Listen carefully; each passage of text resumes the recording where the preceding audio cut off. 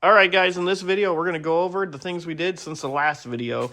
The last video where we left off, we were going to work on that radiator, which we did pull the radiator off. We had it flushed. I'll go over that in the video. We added a water pump. I actually fixed the horn, moved the horn around. The horn works nice. Now let me just beep that for you. Kind of cool. Had to move it because the water pump, you can't mount it in the original spot. And yeah, I do have this kind of lame modern wire on here, but I'll replace that with a braided wire later. It's just what I had to get it working. One of the things that really surprised me was I was having a lot of issues with the car, overheating, rough start, and I had bought another muffler, which I put on. I'll shine the light under there and just show you. Super easy to put on, new muffler, but oddly enough, it was those mice haunting me again. Mice had got into the exhaust ports, if you remember the first video, and clogged up the valves. We pulled the cylinder head off, and if you haven't seen it, watch that video, guys. It's pretty cool. We went through and got it running from start to finish, but there was a mouse nest inside here giving back pressure on the exhaust, overheating the engine, and causing a lot of my problems. So when I was looking at overheating issues, I was looking at the radiator, adding the water pump, and it was really just the mice in there. This thing does run hot eventually. I rode it for a long time, and I think it does need a radiator. I did take it to the place, they flushed it, they said it was fine, but I think that it's just not running at maximum efficiency. So we'll have to get into that. But watch this video, and we'll recap it at the end, guys. If you haven't seen the first video, check out the first video. It's been a couple weeks since my last video on getting the Model T running. If you haven't seen it, check it out. Last time we were running, we had the overheating a little bit, so I pulled the radiator off. I did take the radiator to a radiator shop, and they said it flowed fine. I saw a guy on one of my last videos mention that sometimes these tubes passing through, they actually aren't heat sinking off because they're not getting a good connection, but it does feel like there's a pretty good bite on that tube. So not 100% sure why it was having that overheating issue, and I know a lot of Model T purists hate the water pump, but just for my peace of mind, I found this online. I actually think this is a pretty cool piece of engineering. They've been making these for a long time, and Model T did not come with a water pump. So this is an add-on that's going to go right there, and it's just going to give me a little peace of mind. I know a lot of people think it's a Band-Aid to cover up a bad radiator or another problem, but you know what, radiator's $1,200 and that's $200. Eventually maybe I'll buy a new radiator, but I want to see what this thing does. I did wash in the first video this block right out and look through it, so I don't think there's anything wrong with the water jackets in the block. It's got to be the radiator. My imagination is telling me that the guy is able to get water through it when he flushed it.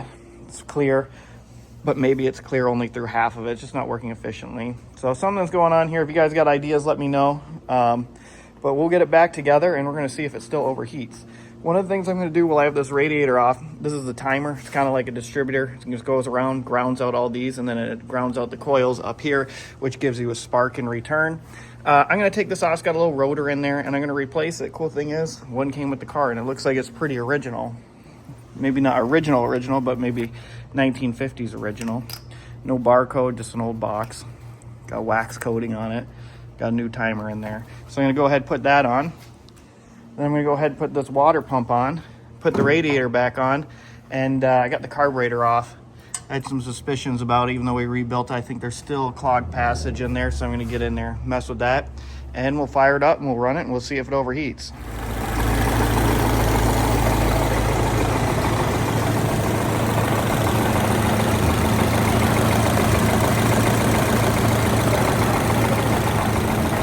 All right, Ben, Joe, let's let it rip, buddy.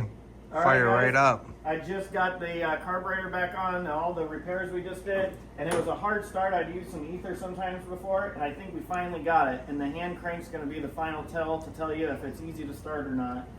I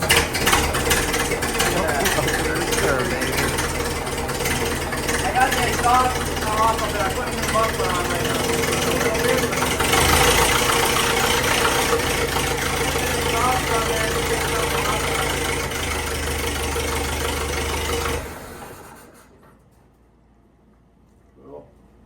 All right, guys, I'm putting a new muffler on. We just started it by hand. There's the old one kind of falling apart. I'm going to have to sawzall that off or cut off wheel it right off there. And then I got a clamp, an exhaust clamp that you'll just pinch that down with an impact. I left all my tools for cutting metal at the shop, so I'm going to have to do it tomorrow.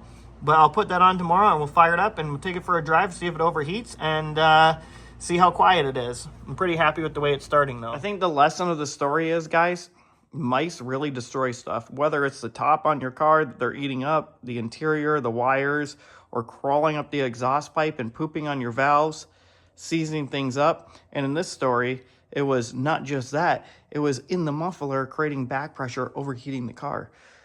Why do mice do so much damage? I can't explain that, but what I do is have a bunch of cats. So we have like a little rescue here. I don't know if it's a rescue or not, but we have 10 cats here, and some of them call this Model T home. This is Meerkat. We call her Meerkat, and she loves the Model T. And we put a little blanket back here just because she loves it so much. We have a cat door so she can get into the barn. She can go into the house. She can go out in the yard. It's all fenced off. And she just loves the Model T. I feel like I'm a custodian of the Model T, and she's a protector of it. So she's going to get all the mice. Meerkat. And she just loves it. So I just want to show you guys that this little girl right here, she's going to get all the mice. There's going to be no mice pooping on the valves now. And we just love her. So she can just sleep here anytime she wants. She can come in when she wants. She loves it. Thank you, Meerkat.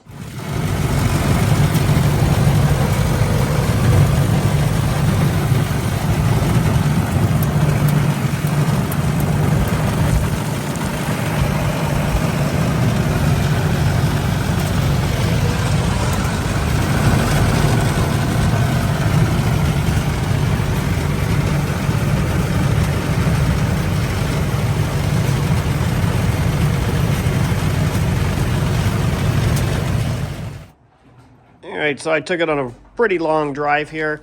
When I got to the other end, I stopped for a bit because it was getting hot, and now it's hot again. So I think I'm just going to have to replace this radiator.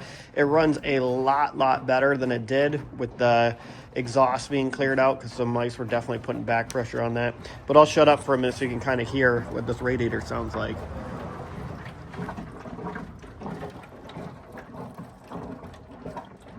So you can hear it bubbling in there, which means it's just about boiling point, too hot, you know. So I think I just have to pull the trigger and get a radiator for it, because I've had everything checked out. And unless you guys have any ideas of what else to check, but I think that's pretty much as simple as not getting cooled.